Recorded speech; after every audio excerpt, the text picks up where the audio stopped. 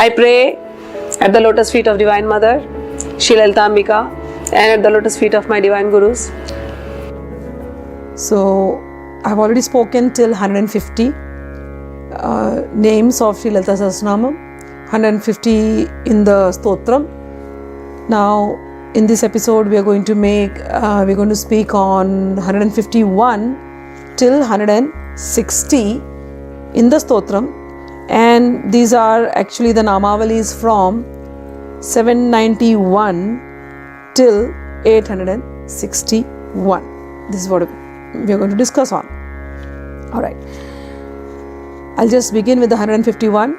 Satya Gana Ananda Rupa Samarasya Parayana Kapardini Kalamala Kama Dukkama Rupini. When we break the names, it will start from 791. The first name is Satya Jnana Nanda Rupaya Namaha.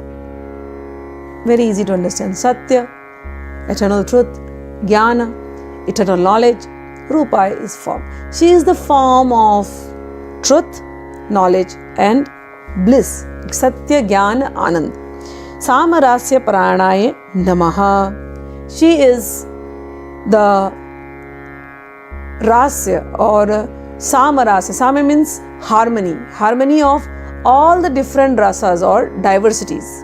She is Samarasya Parayanaya Namaha. Kapardini Namaha. She is the consort of Kapardin, who is Lord Shiva. Kala Malaya Namaha. She wears a garland of all Kala. If you have heard the previous episodes, she is the goddess of all Kala. Kala is, I have explained to you two things. One is the lunar phases and the arts. Both are Kala. So she wears a garland of these lunar phases and she wears a garland of all the arts. Kamaduhe Namaha. She is Kamdug. Kamdug is the celestial cow.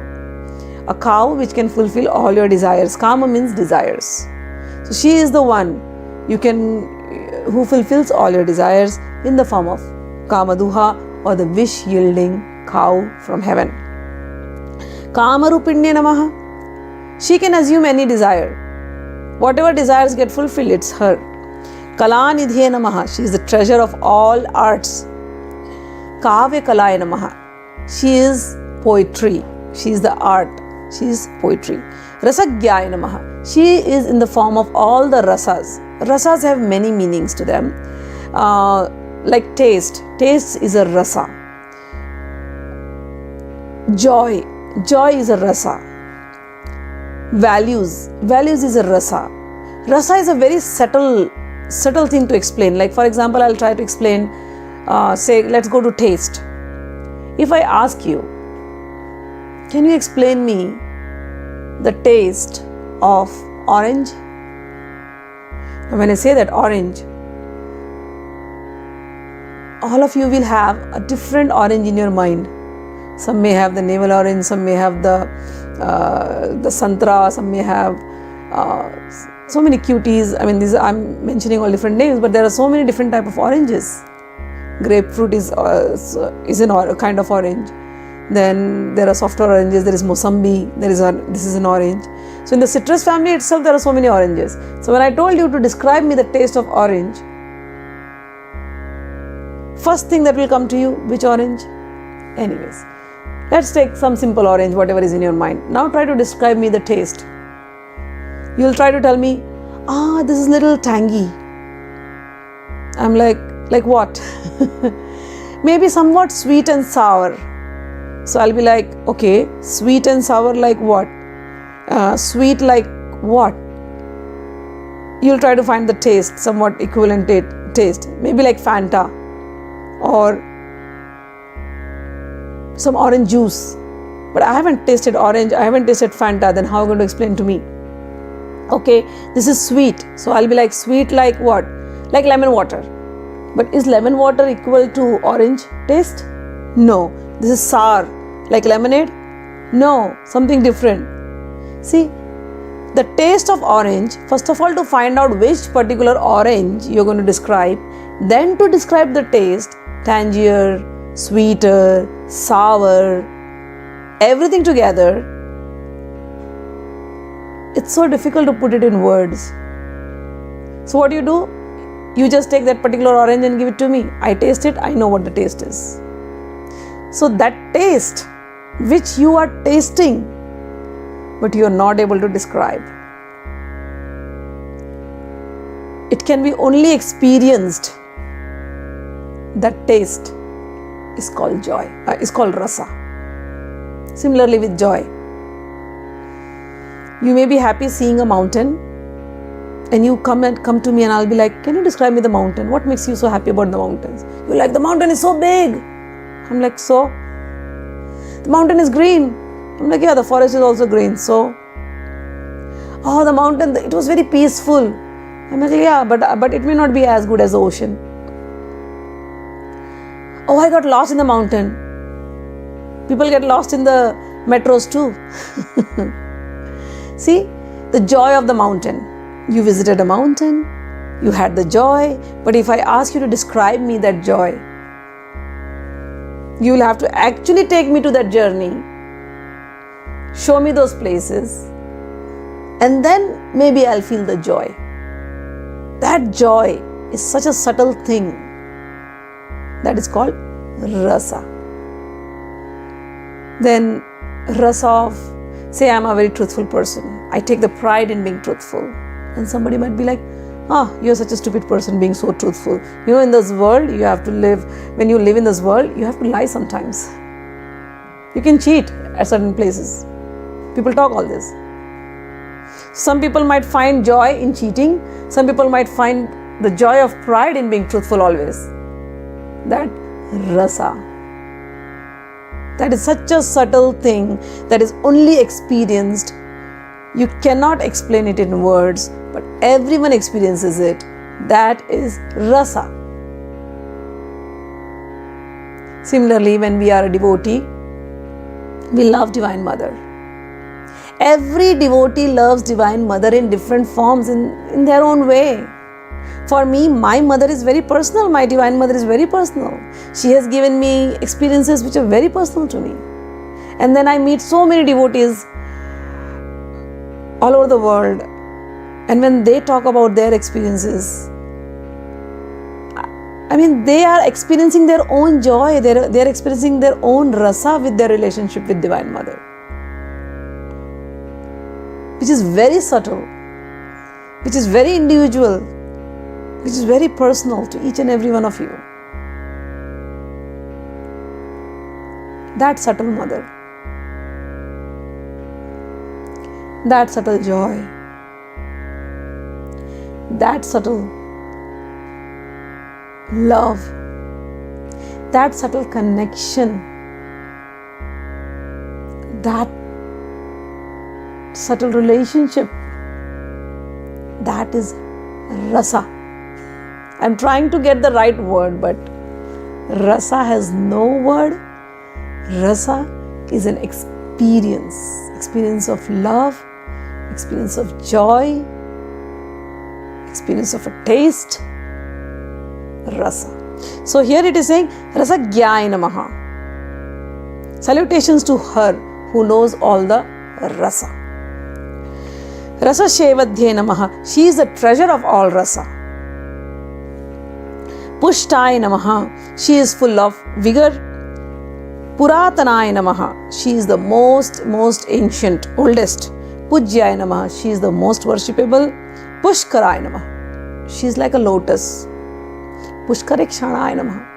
She has a beautiful lotus eyes.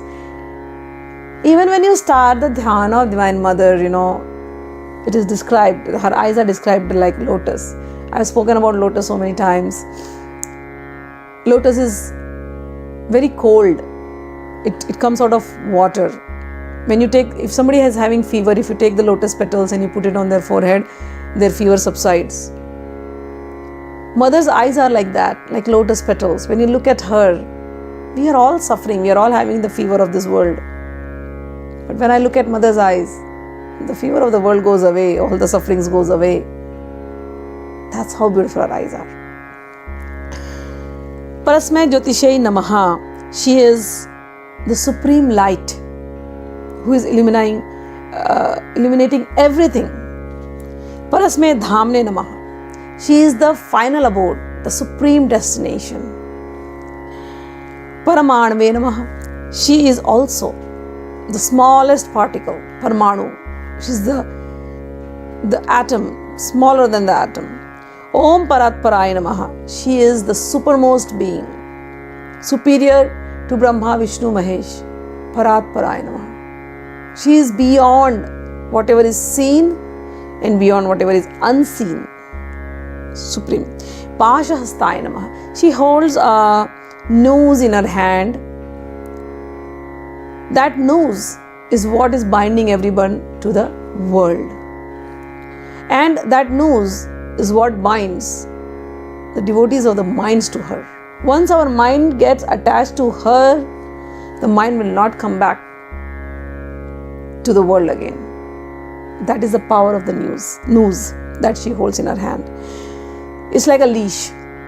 She holds the leash, our leash, the leash of our mind in her hand. Pashahantre Namaha.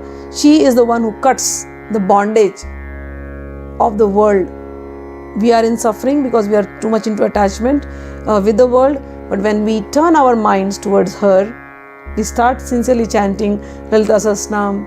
We start making a relationship with her, establishing her in our house, in our heart, in our speech, in our thoughts.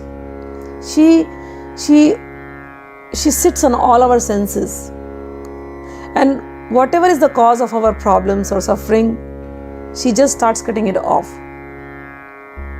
So she is Pashahantre Namaha. She is the one Paramantra Vibedini Nama. Paramantra Vibedini, if anybody has done any spell on us, she removes it all. Murtaya Namaha. She has forms. Murtaya Namaha. She is formless. Anitya Triptaya Namaha. She is forever satisfied. She is also satisfied with all the perishable items that we offer to her. Muni Manasa Hansikaya Namaha. Very beautiful word. She is the swan in the lotus mind, in the minds of Munis. Who are Munis? The Munis are those who are contemplating on Divine Mother. And the minds of the Munis become like a pond. And in that pond, Divine Mother resides like a beautiful swan playing in the minds of these Munis. Muni Manasa Hansika. So she is like a beautiful swan playing in the minds of her devotees. Om Satyavrataya Namaha. She likes those people who are vowed to truth. Om Satyarupaya Namaha. She is truth herself. Sarv Antaryamini Namaha. She is inside everyone.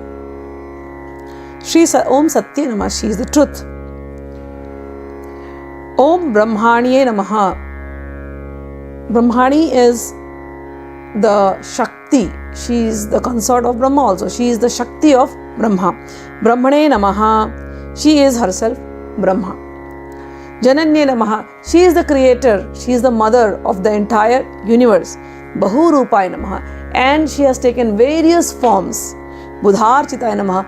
All the wise men worship her. Prasavitre Namaha. She is giving birth to this entire universe. Prashandaya Namaha. She is magnificent, awe-inspiring. Agyaya Namaha. She is the divine commandments. Pratisthaya Namaha. She is the foundation of everything. Prakata Prakritya Namaha. She is the one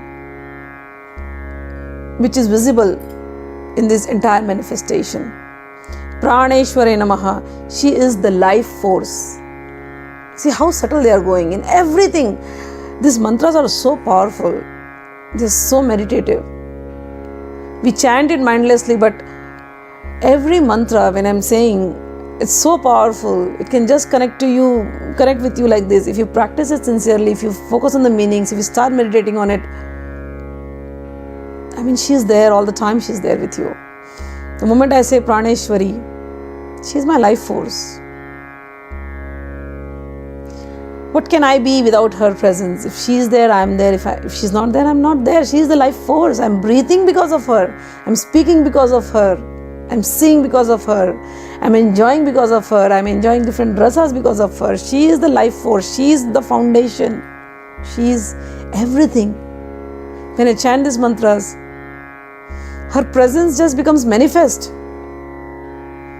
In every little thing, we feel, we see, we touch, we experience.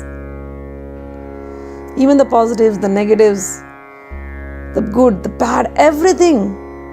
She is the one. When bad things happen to us and we are praying to her, and the bad thing goes away, we feel her blessing. When good things happen to her, to us, we feel her overflowing blessings. In every situation, she is the life force. She is life herself. She is Praneshwari, controller of our prana.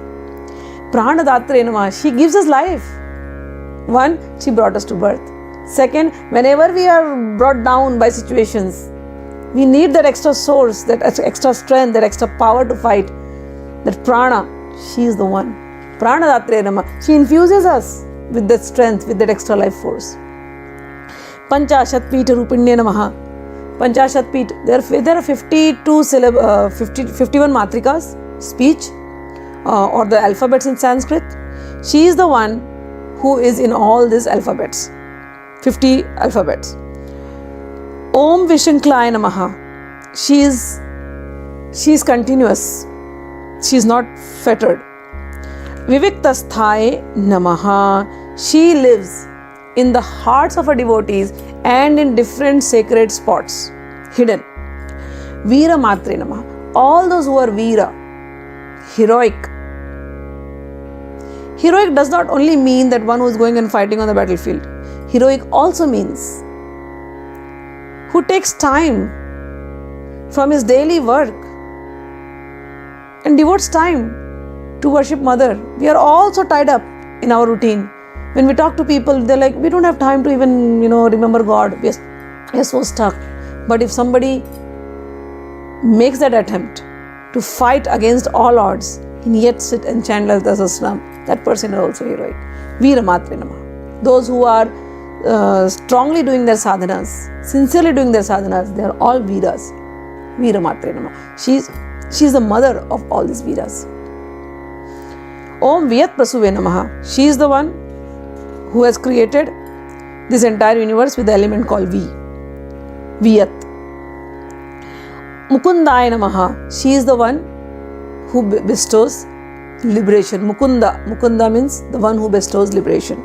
Mukti Nilayaya Namaha. She is the abode of those who have achieved liberation. So she is the one who grants liberation and then she takes them to her own abode, which is the abode of liberation. Moola Vigraha Rupinye Namaha. So her Mool Vigraha is her Bala Roop. She is the form of that Bala Roop. And again, another meaning of Mool Vigraha is whatever you see has come from some root. The Vigraha, the entire universe has come from a root. That root is her. Whatever we see in the universe, it's because we have come from her. So that is Mool Vigraha Namaha. Bhavagnaya Namaha. She knows our thoughts. She knows our sentiments. Whenever you chant Lalita Sahasranama, I tell this to people every time. Do not. Sometimes people come and say, they're like, oh, what if we chant wrongly? I'm like, your bhav has to be correct. Chanting is fine. Be like that small child. We have kids. When our kids are in kindergarten, they draw. Sometimes they'll draw some pictures and they'll be like, Mama, I drew you. And then you look at the picture. It'll be like one circle, one line, and then two lines here. That's your hand and leg, and then they'll make some hair, they'll make some eyes, and then they bring the picture to you, and then they say, Mom, I made your picture. What do we say? We love that. Oh, my kid drew my picture, though we are nowhere close to that picture. But what is it that we like? It's the bhava, the feeling of my child towards me. That bhava is required when you are worshipping Divine Mother. That bhava, childlike bhava. You may make mistakes, so what? Nothing. Don't worry. If somebody makes you fearful, oh, if you make mistakes, something will happen. No, don't worry. I'm telling you. Even if you make mistakes, she will ensure. If your bhava is clear, if your feelings are clear, if your emotions, sentiments are clear, she will ensure that you will meet somebody who will clear your mistakes. So, just like that small child, when our children come, when they are small, they talk something gibberish, yet we understand their language, don't we? That is how it is. Unknowingly, like a child, you make mistakes while chanting, don't worry. Still try, make an attempt, talk to her like a child, like that small kid. Bring that kid in you alive when you approach Divine Mother. Alright? So, Om Bhavagyaya Namah. She knows your emotions, she knows your sentiments. Bhavaroganyay Namaha. She is the one who can remove the diseases of this world. We are afflicted by the worldly disease. We want to be so attached to the world and always be suffering. She is the one who will remove that. Bhava Chakrapavartine Namaha. She sets the motion, of this entire universe. Now we are all stuck in this universe. We are stuck in the cycle of birth and death. She is the one who can change it. She can do it for us. Chanda Saraya Namaha. All the Vedas, they are describing only her through their chandas. Shastra Saraya Namaha. She is the essence of all the scriptures. Mantra Saraya Namaha. She is the essence of all mantras. Talodarye Namaha. She is the one who is living in the nether worlds. Udar Kirtiya Namaha. Her glory extends everywhere. Udama Vaibhavaya Namaha. She is very mighty and boundlessly glorious. Varna Rupinye Namaha. She is denoted in our language. Janma Mrityu Jara Tapta Jan Vishranti Dayini Namaha. She gives peace to all of us, to those who pray. We are praying, but we are always suffering with these four things. First of all, we took birth. Because we took birth, we are in the cycle of disease and old age and death. After that, again we'll take birth. Again the same old cycle goes on. If we want to cut this cycle, who is the one who will give it? Divine Mother. Divine Mother gives us rest, gives us peace from this entire cycle. Saropnishad Gushtaya Namaha. All the Upanishads are only talking about her. Shanti Atit Kalatmikaya Namaha. She is beyond the state of peace. Gambhiraya Namaha. She is Gambhir, inscrutable. Gaganantasthaya Namaha. She is living in the space. Space is everywhere. So she is living everywhere. Garvitaya Namaha. She is the pride of Shiva. And she is the source of all the creation. Ganalolupaye Namaha. She is fond of music. So those who can sing to her every day. She loves your singing. Kalpana Rahitaya Namaha. She is beyond our imagination. Kashtaya Namaha. She is the final goal. Akantaya Namaha. She is the one who removes all the sin. Kantartha Vigrahaya Namaha. She is the Kantar, like she's when we see there is a form of Shiva where she half Shakti and half Shiva. So that half Shakti, it's her. So she is the part of Shiva. This form indicates that. So Kantartha Vigrahaya Namaha means she is the Shakti of Shiva. So with this we end till Namavali 861, and the shlokas were from 151 to 116.